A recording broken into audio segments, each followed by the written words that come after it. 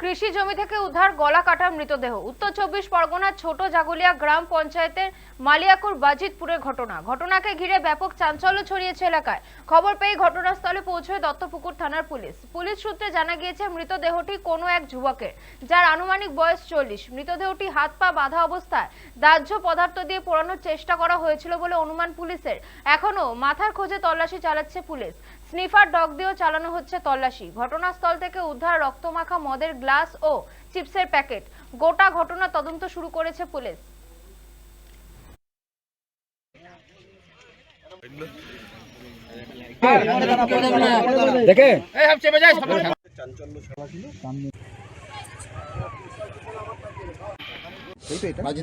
সকালে সবাই মোটামুটি এই সবজি তুলতে এসেছিল মাঠে।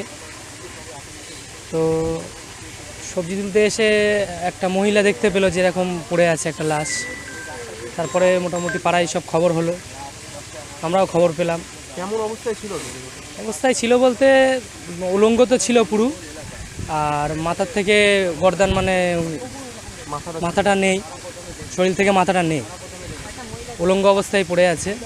কি অনুমান কি করছেন, কি মানে এটা মার্ডার নাকি না? হ্যাঁ, এ তো একদম পরিকল্পনাভাবেই মার্ডার করা হয়েছে। এলাকার কেউ কি? না, মাথা তো যেহেতু নেই, চেনা তো যাচ্ছে না, আর এলাকার বলে মনে হচ্ছে না এটা। সকালবেলা যখন আসলাম দেখি অনেকটা লোকই আছে, এসে দেখলাম তো লাশটা পড়ে আছে, মাথা নেই, পুরো উলঙ্গ অবস্থায়, পাটাগুলো পোড়া আছে, হাত পা বাঁধা, ওর গেঞ্জি দিয়ে বেঁধেছে, বেঁধে কেরোসিন দিয়ে পুড়িয়েছে, মানে গন্ধ এরকমই লাগলো। হাত পা দুটোই পোড়ানো, পাটা তো পুরো পুড়ে বেগুনের মতো হয়ে গেছে, আর হাত তো এভাবে বাঁধা ছিল, ওইভাবেই পুড়ে গেছে। মাথা কোনো দেখা যাচ্ছে না, মাথা নেই, এখানে রক্তাক্ত অবস্থায় এখানে পড়ে আছে। আতঙ্কিত তো অবশ্যই, এখান দিয়ে যারা যাওয়া আসা করে, আমরা স্টেশনে যাই, আমাদের পাশের গ্রাম, এখানে যাওয়া আসাই তো অসুবিধা হয়ে যাবে এবারে। আমার মানে জন্মে কোনোদিনও এরকম ঘটনা ঘটেনি এখানে, কখনোই দেখিনি আমরা এরকম মানে বিশৃঙ্খল।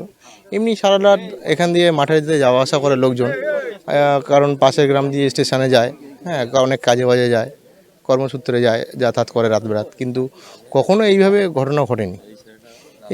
এটা হচ্ছে প্রথম দেখলাম যে এইভাবে একটা বিপদ, খুব বাজে অবস্থাভাবে মেরেছে।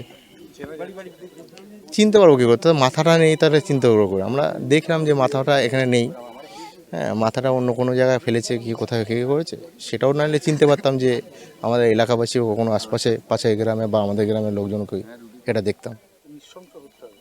একদম নৃশংস হতে প্ল্যানিং করে মেরেছে, কারণ সেইভাবে প্ল্যানিং করে না মারলে, হাত পা বেঁধে একজনকে হ্যাঁ পুড়িয়ে মারাটা সম্ভব নয়। তো ওর জামা কাপড় দিয়ে ওকেই পুড়িয়ে মেরেছে, এভাবেই মারা হয়েছে, হত্যা করা হয়েছে।